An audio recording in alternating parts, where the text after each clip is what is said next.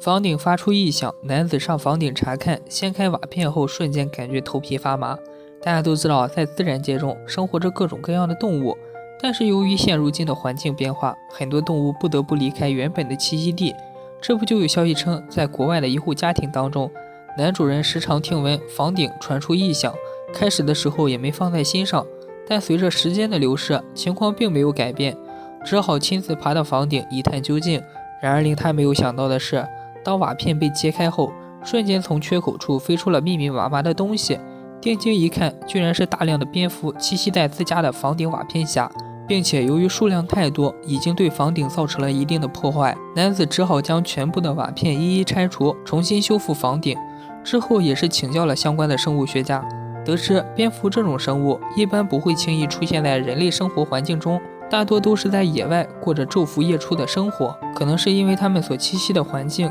遭到了极为严重的破坏，所以才会出现群体迁徙的情况。不知道大家对此怎么看呢？欢迎在下方评论留言。